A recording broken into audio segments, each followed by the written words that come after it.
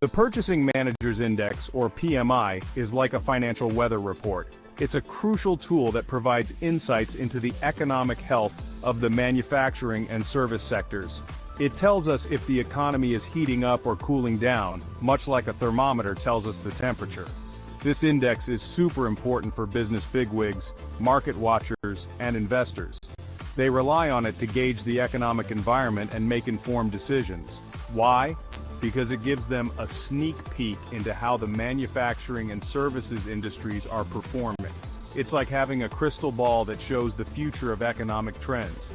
In a nutshell, the PMI helps people make smart decisions with their money. It's a guiding light in the often murky waters of economic forecasting. Now imagine you're a captain steering a giant ship. You need accurate information to navigate safely. You wouldn't sail blindly, would you? Without the right data, you'd be lost at sea. You'd want to know about storms, wind patterns, and ocean currents. Similarly, businesses need to understand market conditions to avoid financial pitfalls.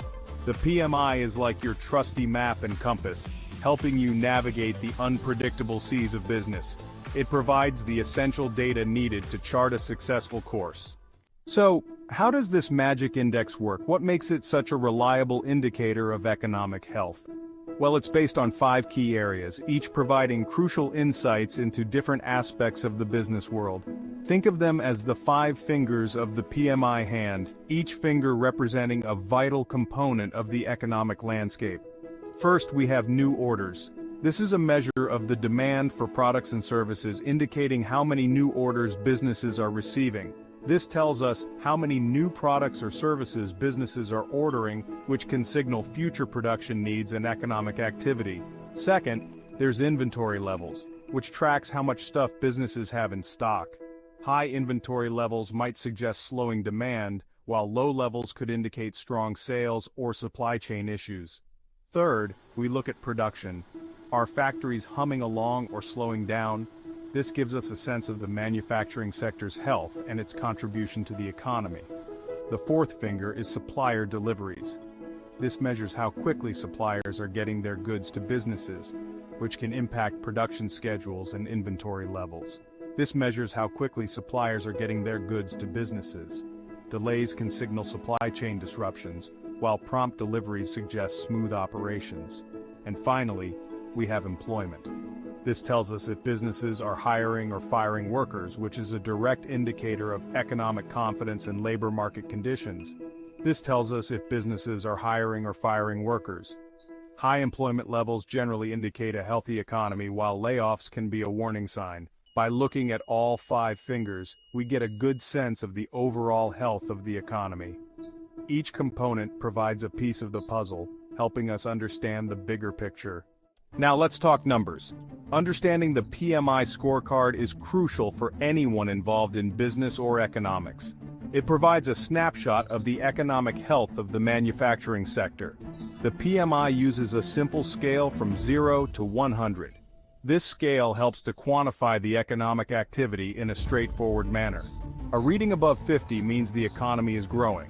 This indicates that businesses are expanding, hiring more workers, and increasing production. Anything below 50 means it's shrinking. This suggests that businesses are contracting, possibly laying off workers, and reducing output. Think of it like a game of golf. The lower the score, the better. But in the PMI world, higher is better. In the context of PMI, a higher score indicates a healthier economy. For example, a PMI of 55 means businesses are feeling optimistic and ramping up production. This optimism can lead to more investments, new projects, and overall economic growth. But a PMI of 45 suggests they're worried and cutting back. This could be due to various factors such as decreased demand, higher costs, or economic uncertainty. The further away the PMI is from 50, the stronger the signal. A significant deviation from 50 can indicate major economic shifts. So, a PMI of 60 is a much bigger deal than a PMI of 52. It signals robust economic growth and confidence among businesses, which can have a ripple effect on the entire economy. So why should you care about this index? Well, imagine you're a business owner thinking about expanding your factory. You check the PMI and it's a healthy 58. That's a good sign. It means demand is strong, and it's probably a safe time to invest. On the other hand, if the PMI is a dismal 42, you might want to hold off on those expansion plans. Market analysts use the PMI to predict where the economy is headed, and investors use it to make smarter investment decisions. Think of the PMI as your secret weapon for understanding the complex world of finance. Thank you for watching the entire video. Your active participation would enable and inspire us to create more interesting videos in the future. We at the King's Exploits channel would love to get your honest feedback. Please remember to like, comment, and subscribe to this channel. Further, pressing the bell icon will give you an instant notification whenever a new video is posted.